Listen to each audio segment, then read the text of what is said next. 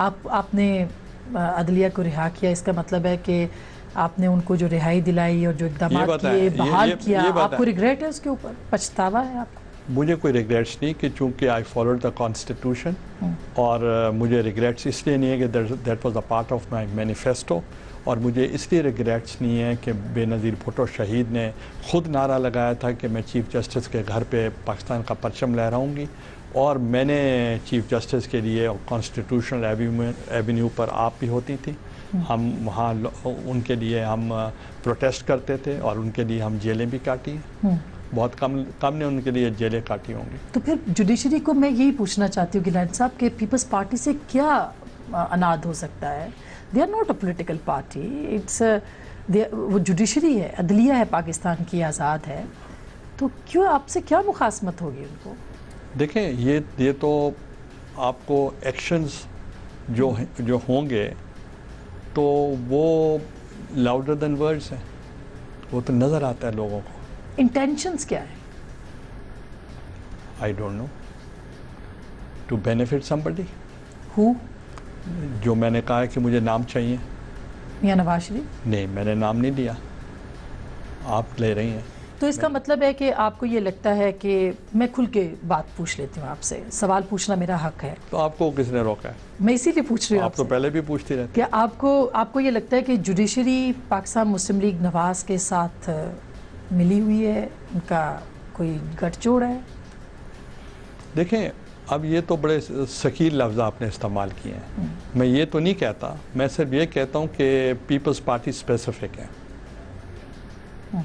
बाकी तो सब मुबरा हैं। चले, इमरान खान ने खुद के उनकी पार्टी ने असगर खान ने केस किया, उसका रिज़ल्ट क्यों नहीं आ रहा? एक कंटेम्प्ट केस अभी तक वो पुराना भी चल रहा है, वो इंक्वायरी अभी तक एसपी इस्लामाबाद के पास पड़ी है, वहाँ तो अभी तक फैसला नहीं आया कंटेम्प्ट का। क्या पीपल्स पार्टी ने ऐसा सोचा था कि अदलिया को भी कंटेन किया जाए जैसे जनरल मुशर्रफ ने किया था? वी डोंट नीड किसी स्टेज के ऊपर? We don't need that. अभी भी आप चाहते हैं ऐसा? चाहते हैं? No, we don't want that. We want that every institution should remain in the domain, that's it. They should follow the trichotomy of powers, और यही सोल्यूशन है मुल्क की सर्वाइवल का। लेकिन अभी आपने अगर डोमेन से निकलेंगे तो ये आज बहुत टेम्परेरी है, मेरे जाने से फ़र्क नहीं पड़ता, मेरे आने जाने से फ़र्क नहीं पड़ता, किसी प्राइम मिनिस्टर के आने जाने से फ़र्क नहीं पड़ता, मगर इस किस्म के इक़दामात से मुल्क के लिए very existence would be in danger. क्या आपको ये अभी जो लॉ कंटेम्प्ट ऑफ कोर्ट का जो लॉ है, इसको स्ट्राइक डाउन किया गया, आपको लगता है इससे पार्लियामेंट की जो सुप्रीमेसी है उसके ऊपर भी फ़र्क पड़ा है, और इसके नतीजे क्या निकल सकते हैं? इसके जो मैं समझता हूँ कि अगर अगर ओवरबोर्ड करेंगे, एक्सेस करेंगे, अपने इख्तियारात से तजावज़ करेंगे, तो पार्लियामेंट भी एक इंस्टीट्यूशन है।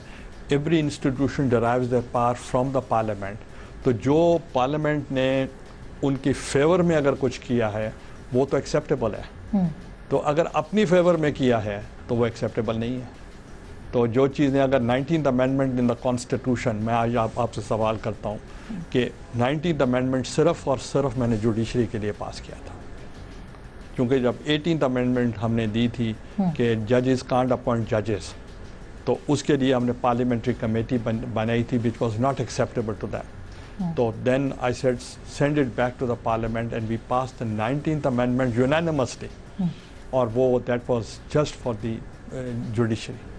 तो फिर उस पर कौन सी एप्रिसिएशन है? आपकी चीफ जस्टिस साहब से मुलाकातें भी होती थी? मुलाकात में कोई हर्ज नहीं है। मगर कितनी मुलाकातें हुई आपकी? No comments.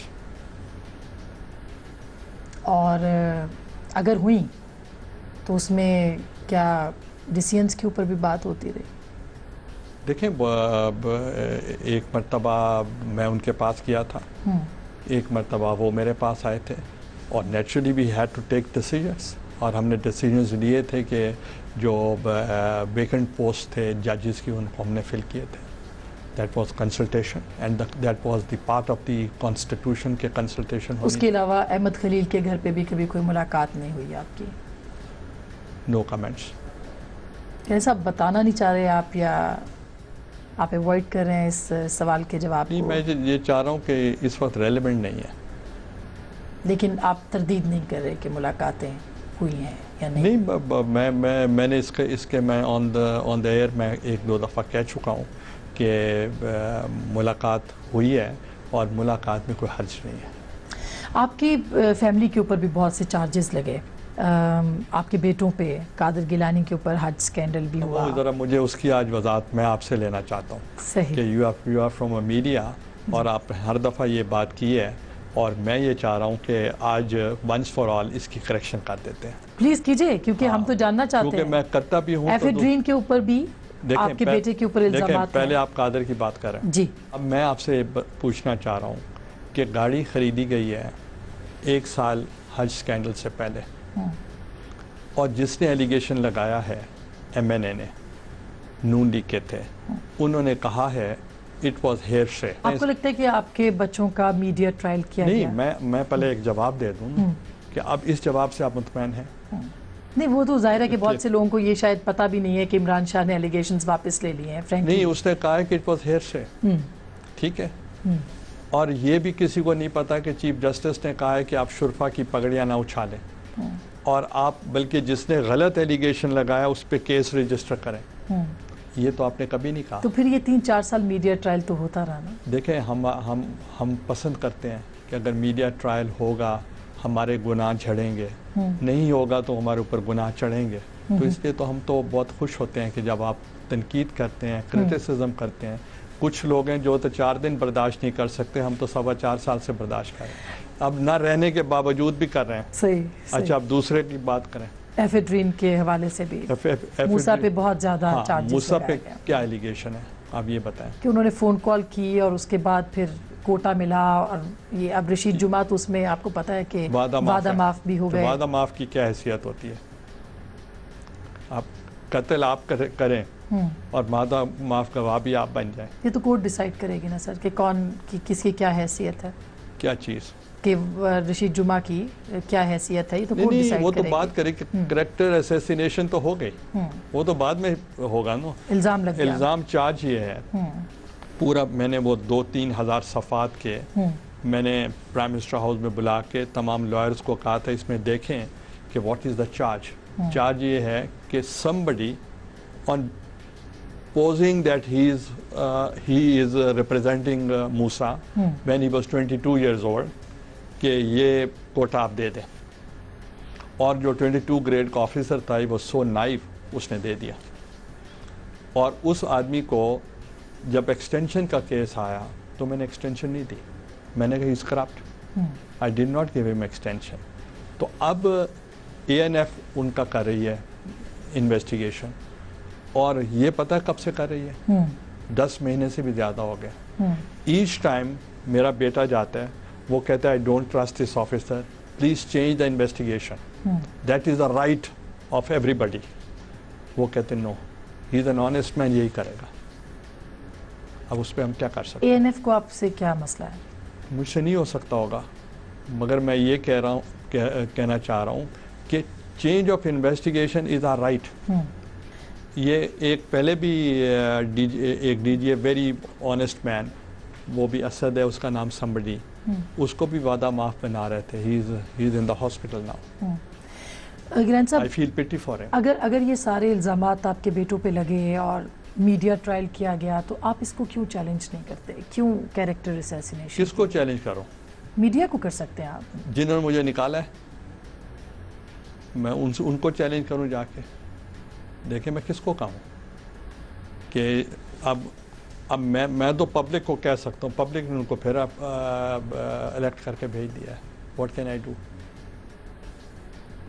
क्योंकि अदालत के फैसले और होते हैं, तारीख के फैसले और होते हैं, अवाम के फैसले और होते हैं। Abdul Qadir he is at the same time he is MNA and at the same time he is MP। You don't know that? वो दोनों सीटें हैं उसके पास। एंड मूसा इज़ ऑल्सो, एक प्राइम मिनिस्टर की सीट जीत के आया, दूसरा फॉरेन मिनिस्टर की सीट जीत के आया। लेकिन काफ़ी क्लोज कंटेस्ट किया उन्होंने, जबकि लीड तो काफ़ी ज़्यादा थी वहाँ पे। देखें सर, ये बताएं कि नवाज शरीफ और मैं मिल जाऊँ, इकट्ठे हो जाएं, मैं तो वोट मांगने ही ना जाऊँ, मैं यहीं से जीत सकता हूँ। तो ये सारा पाकिस्तान मिलने के बाद भी हार गए, ये भी तो देखें आप। और फिर आप कहते हैं बिजली भी नहीं है, पानी भी नहीं है, और मैं वोट मांगने भी नहीं गया। ग्लेन साहब, आपको नेक्स्ट इलेक्शन कब दिखाई देता है? देखें, यहाँ कुछ लोग हैं, they playing to the gallery, उनके पास कहने को कुछ नहीं है, और वो क्या कहते हैं कि जी हम इनको कहेंगे कि ये वक्त पे इलेक्शन कराएं। ये नहीं कह रहे पहले कराएंगे। आप, मुझे याद है आप भी कहती होती थी और दूसरे भी, जी इलेक्शन पहले होने चाहिए। अब ये शर्मिंदा है अंदर से। अब शर्मिंदगी में ये कहना चाह रहे हैं कि इलेक्शंस को एक साल ही आगे ले जाना चाह रहे हैं। अब ये मान गए हैं कि इलेक्शन टाइम पे होगा। अब समझ गए आप जी। आप अपनी खफ्तगी मटाने के लिए कहते हैं जी एक साल हम आगे नहीं जाने देंगे। बाबा आप तो कहते थे कि हम फौरी इलेक्शन चाहते हैं, वो तो अर्ली इलेक्शंस की बात होती, वो तो ख़त्म हो गए। You agree with me? अब है कि आप इस इलेक्शन को पोस्टपोन नहीं करेंगे। बाबा हम नहीं करेंगे, वक्त पे करवाएंगे। हम वक्त पे इलेक्शन होगा, और हमेशा पाकिस्तान पीपल्स पार्टी का इलेक्शन हुआ है against odds, against every difficulty हमने इलेक्शन लड़ा है। आज मैं फॉर्मर प्राइम मिनिस्टर और मेरी गवर्नमेंट है, मैं इलेक्शन लड़ा हूँ against all odds in Multan. You ask anybody in Multan, वो आपको बताएंगे कि इनके ख़िलाफ़ सारी जमातें थी, चीफ इलेक्शन कमिश्नर भी वहीं बैठा था, और सारी इंतज़ामिया भी वहीं थी, और पोलिंग स्टाफ भी it was of the provincial government. तो इसलिए हमें तो बहुत खुशी है कि किसी दफ़ा, किसी मर्तबा free, fair, transparent election Pakistan में हो जाए। सर, आपको किसी से शिकवा, गिला, कोई पछतावा, ख़त ना लिखने का कोई पछतावा? मैंने कॉन्स्टिट्यूशन को फॉलो किया है। कॉन्स्टिट्यूशन को फॉलो करने के लिए मुझे कोई रिग्रेट्स नहीं है। आई एम टोटली कंटेंटेड, और मैं बहुत मुतमैन हूँ, और मैंने बहुत अच्छा किया है कि मैंने गैर आइनी इक़दाम, जो मुझे जुडिशरी ने कहा है कि आप गैर आइनी इक़दाम करें, मैंने उनका कहना नहीं माना। किसी से शिकवा, कोई गिला, कोई शिकवा? मीडिया का मैं मशकूर हूँ कि उन्होंने हमारा पॉइंट ऑफ व्यू वक्तन फ़वक्तन देते रहे हैं, मगर मैं बहुत ही, हमारी जो जमात है उस पर पेशेंस बहुत है, और आपने देखा होगा हम कभी प्रोवोक नहीं हुए, कभी भी नहीं हुआ। अगर कोई और होता वो हो जाते हैं, मगर हम नहीं हुए। मगर मेरी एडवाइस यही होगी कि every institution should remain under the ambit of the constitution. अगर तसादम होगा कुछ नहीं बचेगा, ये मैं आपको बता रहा हूँ।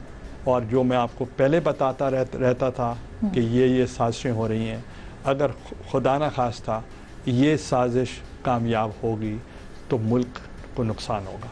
तो इसलिए ये मुल्क मुतमल हो भी नहीं सकता। मेरी बात अलहदा है, मगर ये प्राइम मिनिस्टर अगर गया तो मैं आपको आज वार्न कर रहा हूँ, इस मुल्क का जो नुकसान होगा वो नाकाबिल तलाफ़ी होगा। और वो मार्शल लॉ की सूरत में हो सकता है? कोई भी सूरत हो सके, मैं उसकी नहीं बात करता, मगर मुल्क का नुकसान है, और इस वक्त मुल्क मुतहम्मल नहीं हो सकता। And this prime minister should remain.